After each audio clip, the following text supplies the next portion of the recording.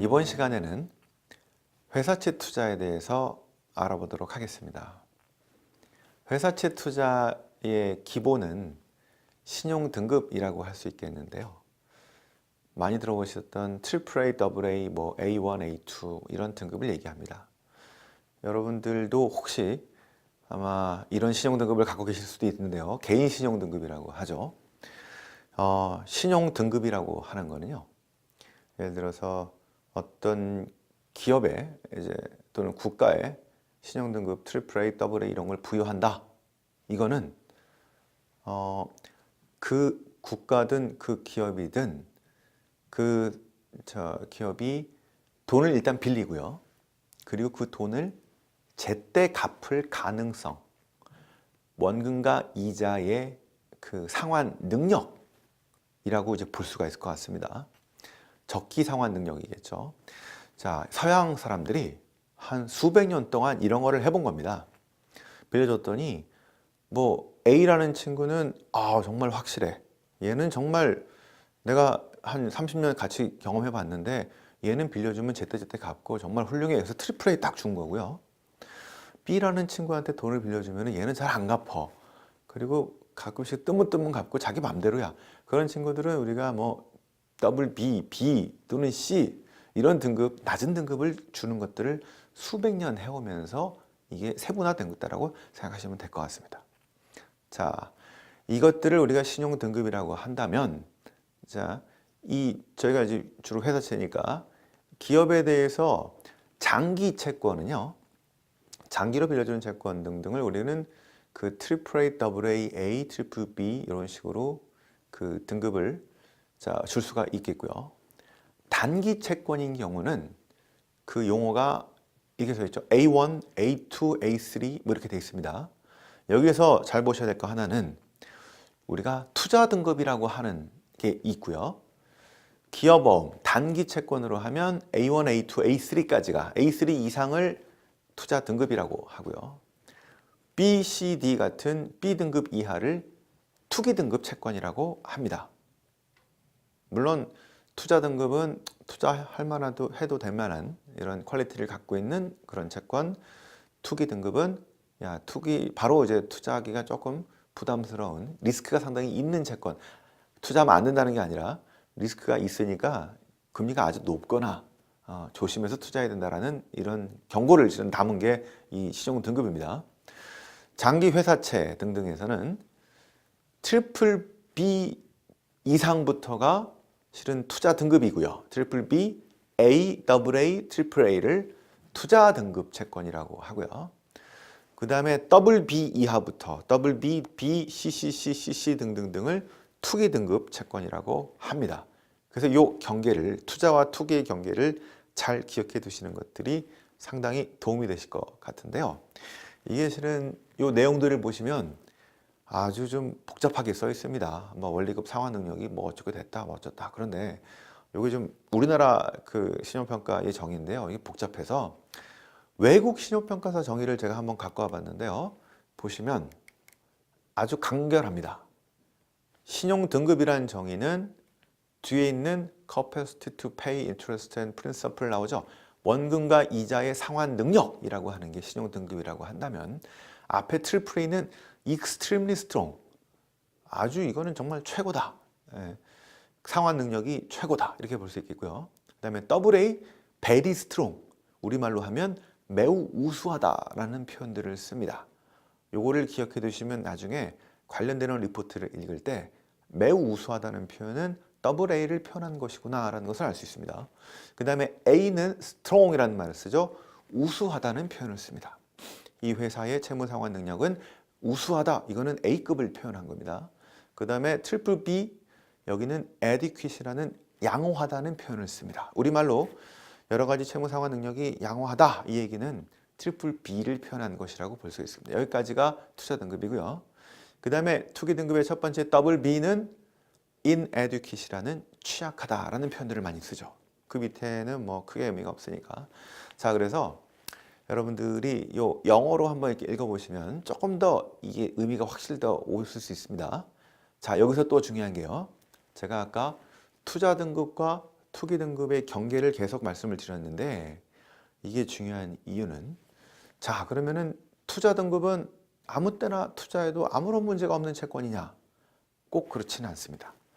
왜냐하면 뭐 대우조선해양, 그다음에 그 전에 STX 여러 가지 문제가 생긴 채권들이 실은 투자 등급이었다가 갑자기 여러 가지 이벤트가 발생하고 상황이 안 좋아지면서 투기 등급으로 떨어진 채권입니다. 이런 채권들이 실제로 많이 문제가 됐어요.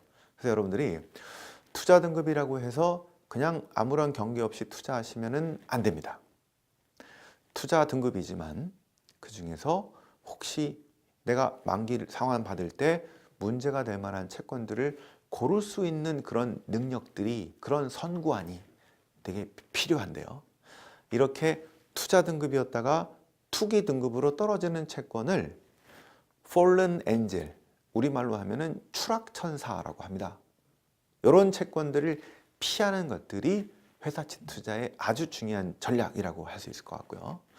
그래서 지금은 멀쩡해 보인다고 얘기는 하지만 여러 가지 리스크를 갖고 있기 때문에 2년, 3년 우리 만기 때 문제가 생길 만한 채권들을 폴른 엔젤 추락천사라고 한다는 겁니다. 이런 채권을 피하자는 게 회사채 투자의 가장 중요한 전략이고요. 반대로 지금은 안 좋아 보이지만 투기 등급이지만 향후에 점차 여러 가지 개혁과 개선으로 인해서 좋아지는 그런 채권을 라이징 스타라고 합니다. 이제 우리말로 좀 뭐라고 할지 애매하긴 한데요. 자, 뜨는 뭐 스타 이렇게 해야 되나요? 자, 그런 채권들이 저평가되어 있기 때문에 그런 채권을 투자하시게 되면은 웬만한 주식 투자보다 수익률이 더 높아질 수 있습니다.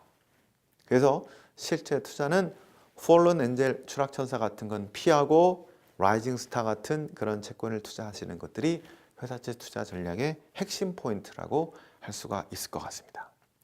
자, 여기서 이제 회사채를 보실 때 주요하게 보셔야 되는 포인트가 신용 스프레드라는 건데요. 이게 뭐냐면 국채를 우리가 보통 안전자산으로 보기 때문에 안전자산보다 그 위험이 얼마나 있느냐, 그거를 스프레드, 그 차이를 나타내는 건데 회사채 금리에서 국채 금리를 뺀 것들을, 이 차이를 우리가 신용 스프레드, 크레딧 스프레드라고 합니다. 뭐 미국 회사채도 마찬가지고 한국 회사채도 마찬가지입니다. AA 그 회사채의 미국 국채, 한국 국채 금리와의 차이, 이거를 AA 신용 스프레드. 그다음에 트리플 B급 채권과 그 국채와의 그 금리 차이를 트리플 B급의 스프레드 차이, 이렇게 얘기를 합니다. 그걸 가지고 이 스프레드가 그 상당히 이 신용물들이, 회사채가 부도가 많이 난다든가 신용이 경색됐다가 그러면은 확 늘어나겠죠.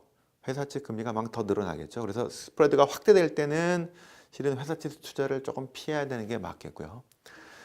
그 기업들의 신용이 또 좋아지고 돈을 많이 벌게 되면서 어닝이 더 좋아지고 상황이 좋아졌을 때 이 스프레드가 쭉 감소합니다. 이럴 때는 실은 신용 스프레드, 신용 회사채, 그런 회사채를 투자하는 게 국채 투자보다 훨씬 더 유리하겠죠.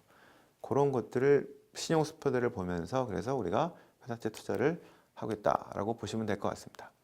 회사채에도 다양한 채권이 있습니다. 보증사채가 있고요. 담보부사채가 있습니다. 그 다음에 무보증사채 이렇게 되어 있는데요. 일단 보증사채와 담보부사채는 지금은 많이 없어졌습니다. 98년 외환위기 이전의 상황이 많았었고요. 지금은 거의 무보증사채가 대부분이다라고 볼 수가 있을 것 같고요. 그리고 특수한 사채 중에 전환사채, 나중에 주식으로 전환될 수 있거나 신주인수권부 사채, 신주인수권이 딸려있는 이런 사채, 그 다음에 교환사채, 이익참가부 사채 등등의 여러 가지 옵션들이 달린 사채들이 많이 있는데 이런 것들은 이제 그 일반 회사채로 했을 때보다 더 많은 수익이 나거나 아니면 일반 회사채가 잘 팔리지 않을 때 문제를 타개하기 위해서 발생하는 그런 상황으로 볼 수 있습니다. 그래서 이 회사채를 잘 보시면 지난 그 100년간의 금융시장의 발전이 이 주식시장의 발전이 아니라 거의 채권시장의 발전이었는데요. 스트레이트 본드라는 일반 회사채로 발행이 안 됐을 때 이 기업이 자금 조달을 어떤 방식으로 할 거냐, 전환사채를 발행하거나 주식과 이런 것들을 섞은 거죠. 그리고 또 ABS 같은 매출 채권을 유동화하거나 이런 식으로 그 자금 조달이 어려웠을 때 그거를 돌파하고자 이런 새로운 금융 상품들을 만들면서 확대됐던 것들이 바로 이 회사채 시장이라고 할 수 있을 것 같습니다. 자, 이 회사채 시장을 그 중요한 어떤 그 포인트가 두 가지 있는데요. 하나는 채무 불이행 위험입니다. 부도 날 거냐 안 날 거냐 하는 것들이라고 보시면 될 것 같고요. 우리는 실은 그동안 여기에 너무 집중했었습니다. 그런데 두 번째로 또 보셔야 될 것들이요. 손실 위험이라고 하는 건데 이거는 뭐냐면 부도 났을 때 얼마나 그 회수할 수 있느냐는 겁니다.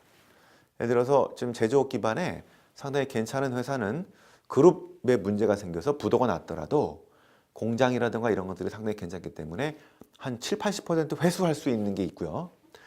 어떤 B 회사는 실제로 너무 시클리컬하고 이 경기 변동이 크기 때문에 그 회수할 수 있는 것들이 한 10%, 20%밖에 되지 않는 회사들이 있습니다.